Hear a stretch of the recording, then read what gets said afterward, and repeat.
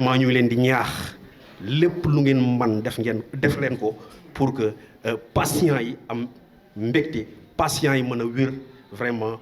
Sénégal neex vraiment maa ngi remercier ñëpp Fatou Kiné aussi maa ngi lay remercier bu baax a baax vraiment sunu soxla la maa ngi koy remercier ci diplôme bi di remercier école bi incha allah dinaa ñëw ñaari fan rek ngeen formé ma parce que aussi seen formation bi am na rigueur merci beaucoup. Ah, le micro comme ça. Ok. Le petit. Okay. La prise en charge de l'accueil en vous concernant et de l'habilité et de la communication que le personnel infirmier obstétrical, comme il l'a si bien dit, devait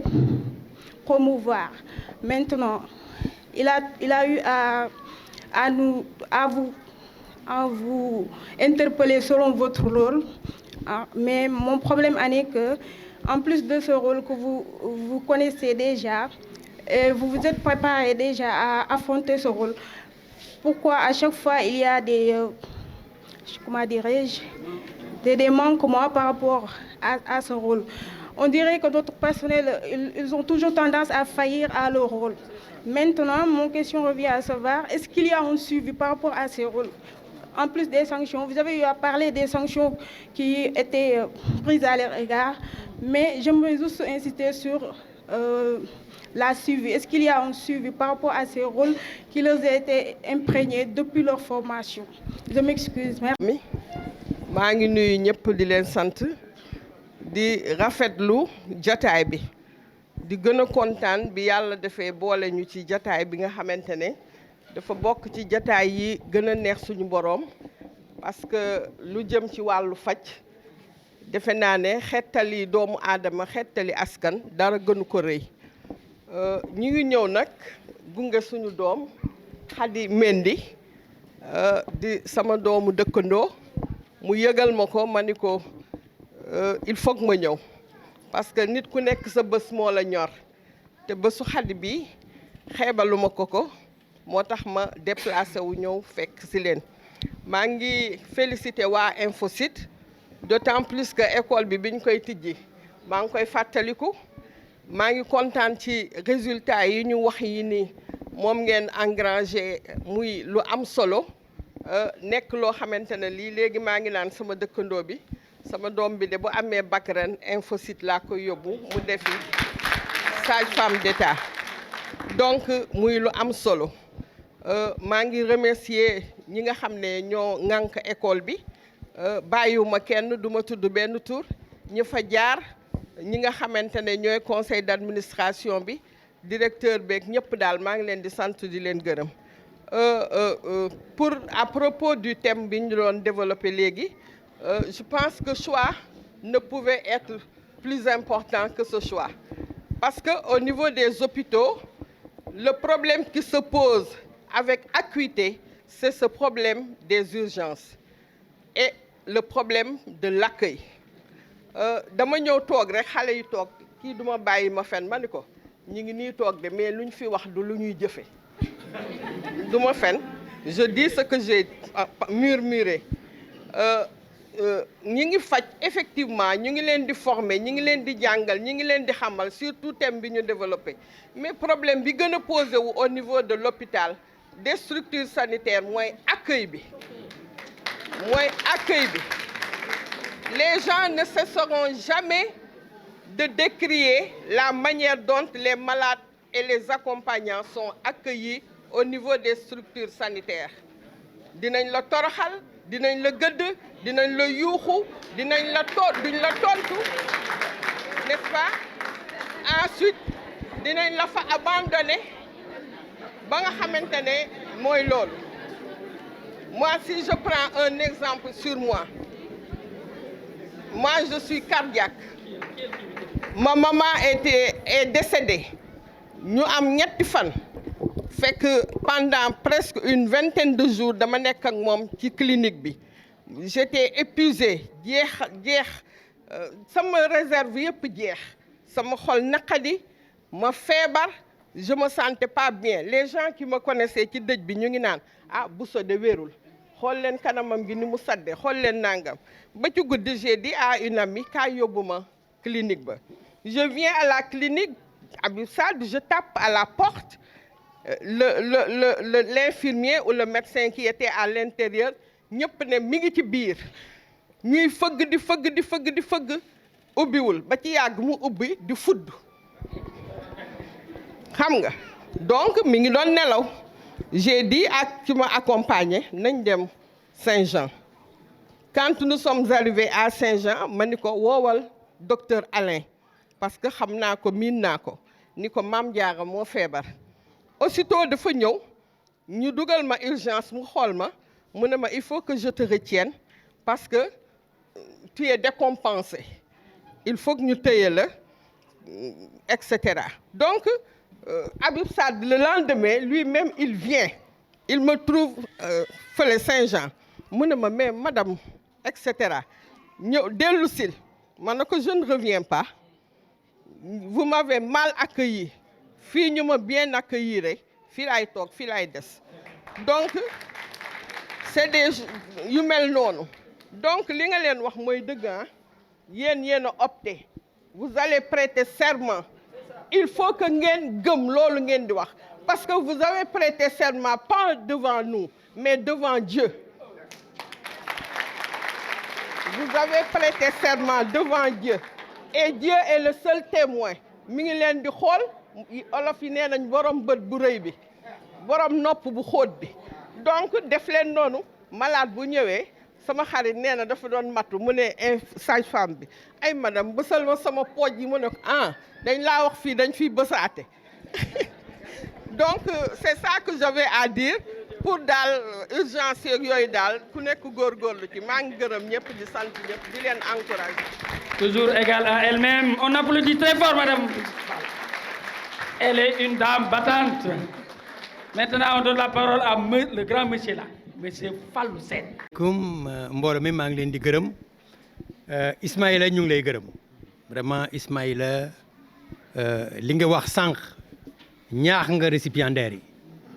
parce que tey jii suñu problème dëgg-dëgg ci structure sanitaire yi mooy problème de l'accueil et effectivement tey jii au ministère de la santé demee ba def ci hôpital bu nekk un service d'accueil et d'urgence c'est qu'effectivement nous avons des problèmes des défis à relever par rapport à l'accueil kon nag yéen récipiendaire Ismaïla ñaax na leen waaye nag ki doon wax sànq xam nañ ko Ismaïla Mbaye directeur wax na sànq fu mu jaar waaye man it mën naa ci dolli dara parce que Ismaïla sànq ba muy wax dafa ne mes chers maîtres boobu mu ngi wax man ak Ibrahima parce que jaar na ci ñuy loxo ba muy jàng école nationale des infirmiers d'État yor nañ ko formation initiale waaye depuis bañ ko yoree la ñu xam ne kii ëllëg ak si biir ku am valeur lay doon ku am importance lay doon donc on a su déceler en toi des valeurs Ismaïla et on s'était pas trompé te man mii bañ ma affecté comme directeur du centre de formation de Saint-Louis Ismaïla génn nekk technicien supérieur ma bokk ci commission d'affectation yi moom laa njëkk a tànn parce que boobu temps dañu soxla woon personnel yuy évoluer dans les centres de formation ma ne Ismaïla mii Saint-Louis laa ko yóbbu ñu affecté ko Saint-Louis ci man ñu liggéey benn at la def Saint-Louis ministère de la santé woo ma ne ma Ismaïla dañ koy jël parce que am na benn service national bu ñu ubbi ministère moom lañ ci soxla mënu ma ci woon teg baat ñoom fa teg bu ma bañoon ñu tegg ma fa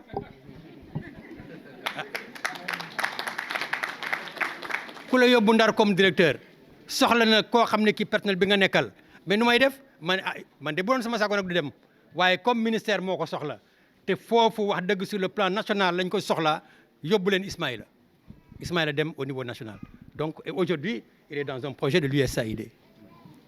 Ismaïla, vous venez d'aborder un thème important et comme je l'ai dit tout à l'heure, notre défi majeur c'est le défi de l'accueil. Malgré que nous avons des services d'urgence,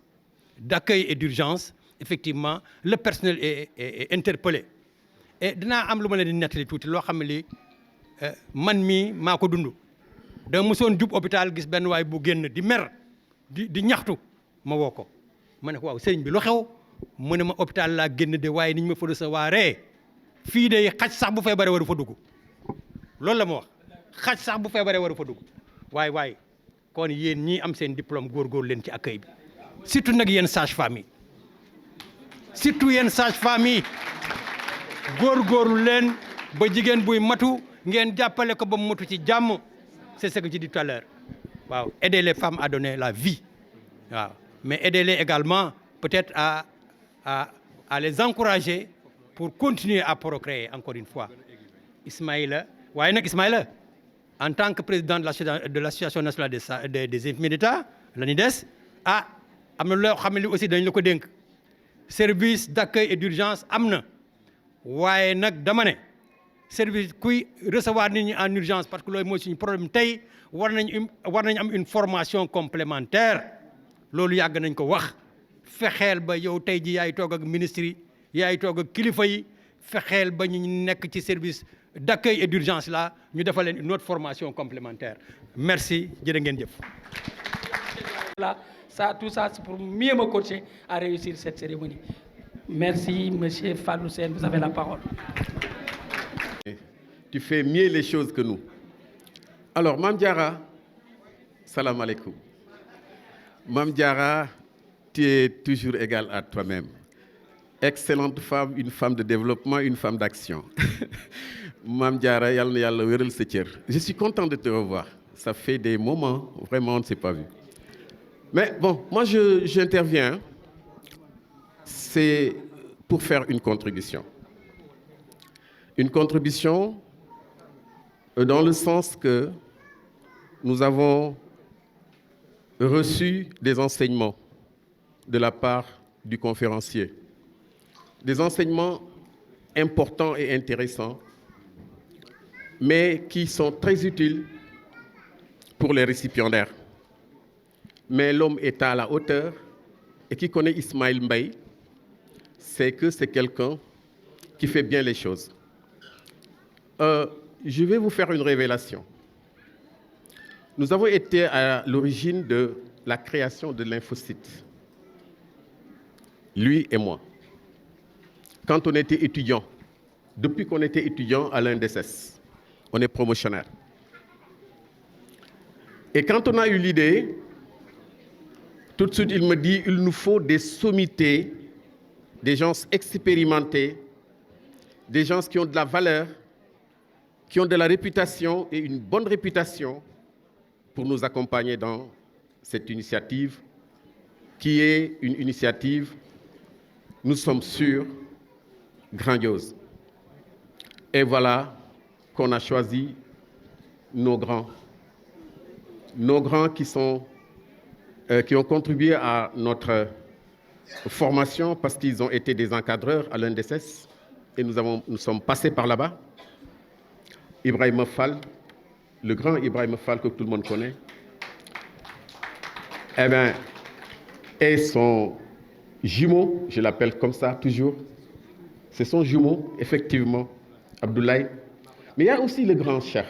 Il y a plus de rafet tout, d'accord. Mais il n'y a pas bas. Le grand Cheikh Ndiaye, c'est un grand ami à moi. C'est quelqu'un aussi qui a vraiment contribué à l'épanouissement de l'établissement. Mais je voudrais attirer l'attention des récipiendaires. En ce sens que on est professionnel de santé avec 37 ans d'expérience dans le système. Et j'ai dit que j'ai pratiquement occupé presque tous les postes au niveau de l'échelon de la pyramide, en tout cas sanitaire. Je voudrais vous dire que vous n'avez pas le droit, compte tenu de ce que nous avons fait de vous, tout ce que vous avez reçu comme enseignement dans l'éthique et la déontologie, dans la technicité, vous n'avez pas le droit, une fois encore, de vous verser dans la routine. La routine, c'est prendre référence à vos aînés qui font de mauvaises pratiques au sein de nos structures de santé. J'ai assisté à quelque chose, une scène, c'était horrible. Une femme qui accouchait, qui devrait accoucher, qui vient à la maternité, elle avait des difficultés pour monter sur la table d'accouchement. Elle dit à la sage-femme, dimbali ma nga yëkkati ma teg ma ci kaw table bi. Et tu sais ce qu'a dit la sage-femme? Yow man attanuma la laa wax attanuma la jógal nga gis nga bu ma fontoo li ngay def ni mën nga ko jógal ah ba nga koy def neexoon na. Alors là j'étais outré. J'étais outré et en tant que maintenant autorité, en tant qu'autorité,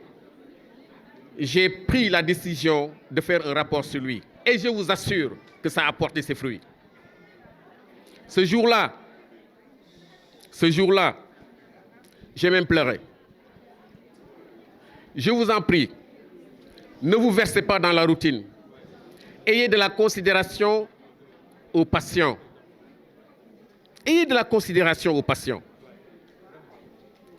Faites de sorte que vous soyez aimés, adorés par les patients. Mais cela ne dépend que de votre comportement. Cela ne dépend que de la considération que vous avez envers les patients. Attention, vous avez choisi de développer ce thème important qui est l'accueil et les urgences. Vous devez encore, une fois encore, entendre beaucoup de remontrances par rapport à cela. On vous donne des conseils. Je vous en prie. Il faut vraiment et sérieusement avoir de la considération à l'égard de vos patients, des malades. Je vous remercie. Je vais essayer très rapidement, en tout cas, d'apporter quelques réflexions sur les questions posées. À Ousmane John, merci en tout cas des contributions de la jaajëfal. En tout cas, moi, ce que je dis à chaque fois, yaakaar nañu ci famille bi parce que ñun ñëpp ci kër la ñu jógee balaa ñoo dem ci service yi te généralement lu ñuy wax loo jëlee kër ga rek moom ngay yóbbu foo jëm ñi ngi wax nit ñi mais nit ñooñu suñuy njaboot lañu. Professionnel bu nekk ci kër la génnee mooy delluwaat di jëf-jëfenam ci waaju ci kër yi ci ñuy jógee ci kër yi donc kan la ñun neen la. En tout cas yéen aussi am na ngeen ci en tout cas seen rôle bu ngeen joué. Doyen Gaye, c'est la générosité, hein? Je vous remercie comme toujours de votre générosité constante. Et des fois dañuy wax ni man de bu ma màggoon ni diw laa mën a doon ñun dañuy am ay références. Et si je suis devenu aujourd'hui ce que je suis, c'est grâce à eux. Parce que sañu maa dem fenn parce que toujours damay yaakaar ni ñi ngi samay ginnaaw parce que noonu lañ ñu jàngalee parce que en son temps aussi bañ doon jàng ñun bëriwuñu boo demee ci service ñett ngay doon te à chaque fois da ngay wax ni lu ma mënta def xëy na mi ngi sama ginnaaw donc en fin de compte da ngay wax ni li may def yëpp damay sóoraale xëy na ñi ngi may gis donc doo mën a def neneen lu dul lu baax. te loolu nag ñoom laay gërëm di leen ci sant di ñaan yàlla dool leen sutura bàyyi leen encore suñu kanam li nga wax pour la formation continue donc pour les SAU yi donc projet ministère la fu mu toll nii parce que ba ma nekkee hôpital général Grand Yoff ci laa associé woon nekkoon ci biir doon dem réunion ak SAMU pour ñu mettre en place en ce moment ñu sélectionné woon ñu demander les centres de santé, les hôpitaux, chaque institution mu defaraat service d'accueil d'urgence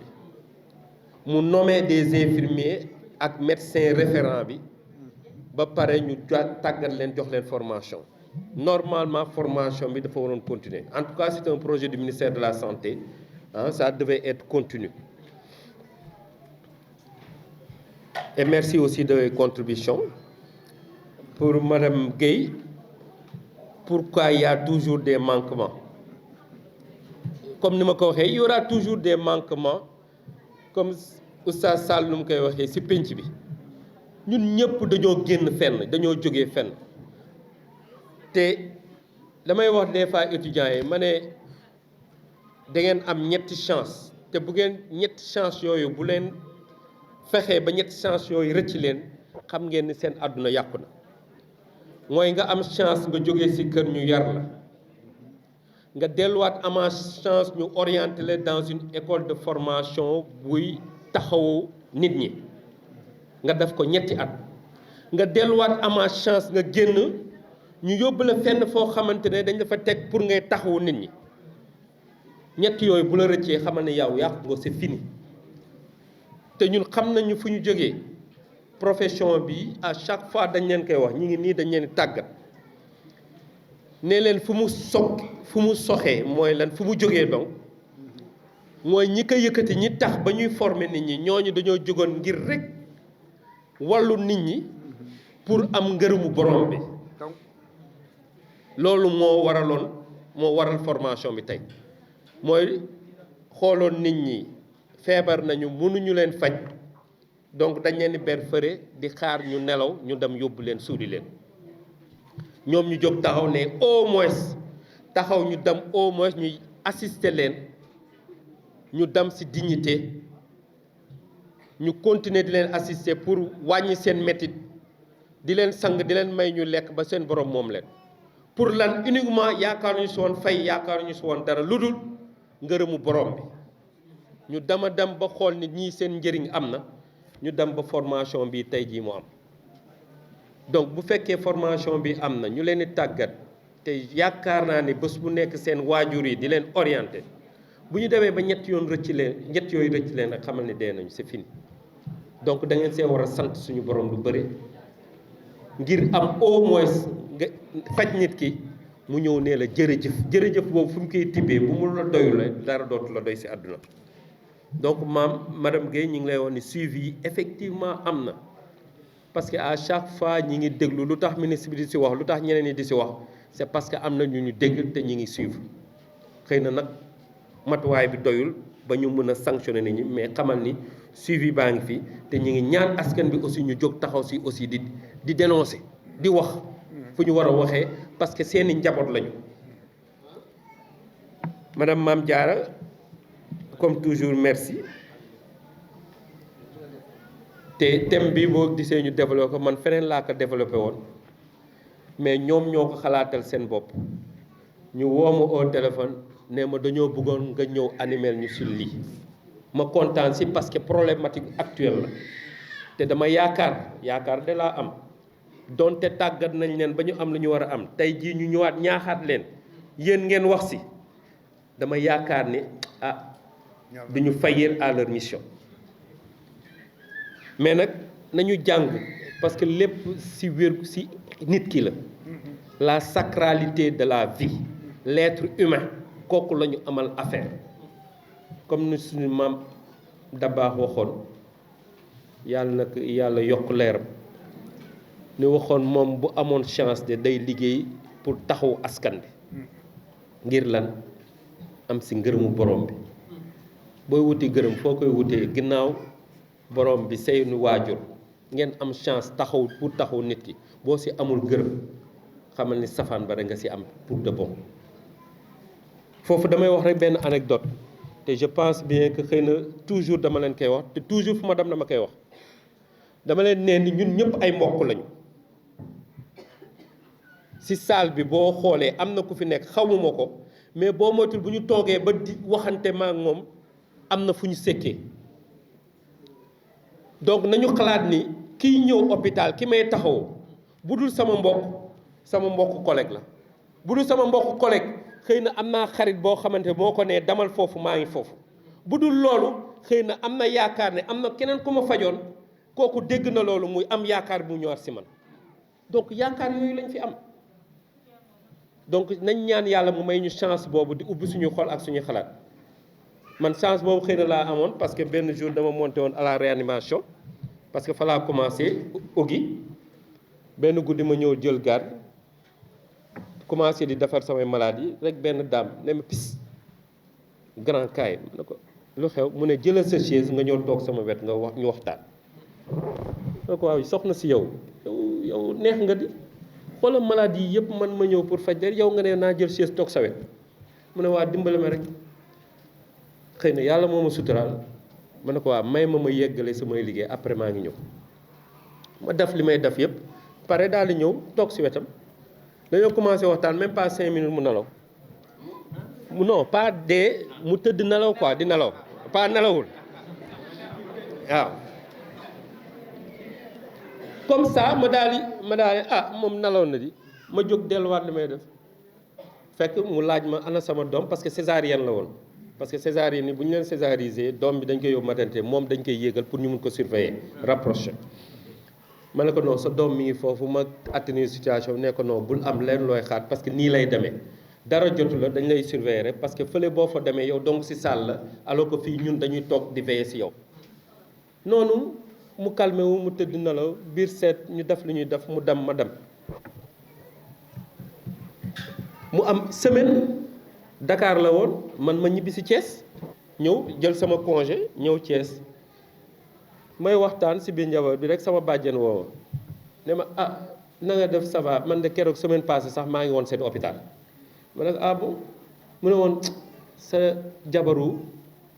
mag lañ fa indi woon foofu la ñu tuddee sax doomam te am naa yaakaar sax ni ñëwoon na seen service réanimation yi nekkoon na fa ñaari fan rek ma taxaw ma ne ko nu mu tudd mu wax ma turam damaa toog donc kooku ma doon def noonu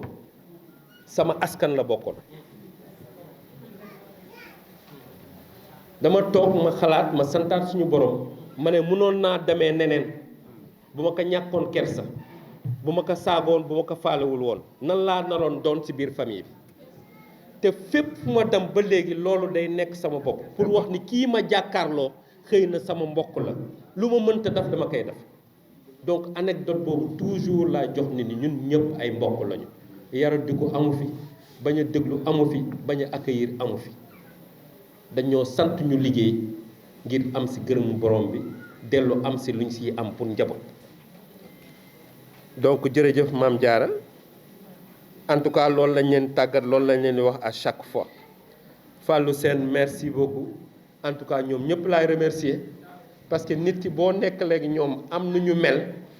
da nga am loo xam ne war nga see am kersa parce que am naa kersa tey jii lu dul dara ay étudiants lañu dañuy dem dañ may gis feneen bu dul dara dafa am ñoo xamante ne si ñooñ laay roy bu dul dara dama leen di sóoraale te anam bii ñu nekk nag dañ kaa bëgg te dañ siy def lu nekk xam naa tey jii bu dul nii ma toogee nii boo ngeen laajee si ñenn ñi ñoom dañuy ne kii dafa soxor maa ngi koy wax maanaam ñi ngi nii toog boo leen laajee fu mu toll dañu ne kii dafa soxor dafa iñaan parce que noonu la ñu waxoon suñu maîtresse je me rappelle bien Awa Seck lu nekk la ñu doon def ba dañoo dem comme cérémonie nii ñu ne bu dugg see dañuy jóg génn duñ ko faale tey mais fort heureusement avant cérémonie bi jot mu wooñu si rukk nee ñu lii rek laa leen bëggaloon maa ngi leen di sant di leen gërëm tey jii bu ngeen xamoon nu ma bëggee ñun ñëpp dañoo taxaw dafa mel ni dañoo sotti ndox si ki nga xamante ne dañoo newoon bu dugg see ñu génn donc loolu la du leneen tey jii ay collègues lañu li ma leen doon def si classe ba tey jii du ma leen ko def parce que lii la ñu bëggoon donc ñoom ñii lii la ñu bëggoon si man aussi bu ma jàkkaarloon ñeneen ñoom laa bëgg si ñoon moo tax nag bu ma leen waree may zéro lu may wax dama leen di may zéro kooku moom du ma cité maintenant feneen nag bu ma mënoon dimbale leen nga bàyyiwaat leen bu boobaa ma daf ko te du ngeen ko yëg mais fu ma leen may zéro dama leen ko may ndax lan xaw ma ëllëg si biir kan moo may faj si yéen jërëjëf merci.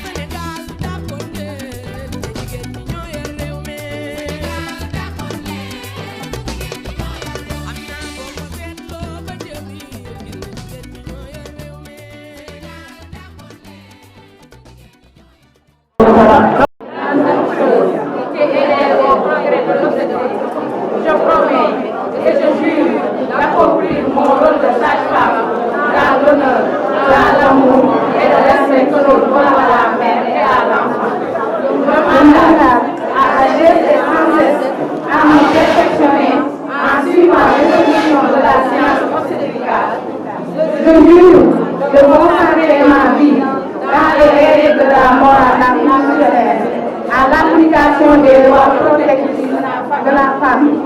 et de réussir de serment solennel de l'exercice de ma profession de spéciale d'agriculture. Que la société m'accorde son estime si je suis fidèle à mon serment, que je sois couvert d'opprobables et dûment traité civilement. Les obligations que j'accepte. Je promets devant Dieu et en présence de cette assemblée d'apporter mes soins aux malades avec toute habileté et la compréhension que je possède, sans distinction de race, de croyance, de couleur et d'appartenance politique ou sociale, ne négligeant aucun effort susceptible de préserver la vie, d'alléger les souffrances des malades ou de les aider à retrouver la santé. Je resterai en toute circonstance la dignité et les croyances religieuses des patients confiés à mes soins, gardant le secret de toutes les confidences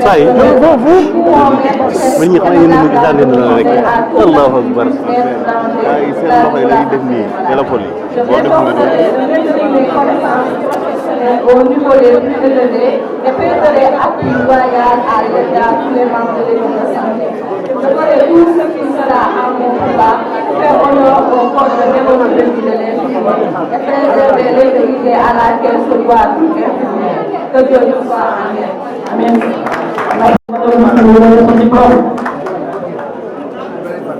Elle remercie toute sa famille, actuellement son mari, qui a beaucoup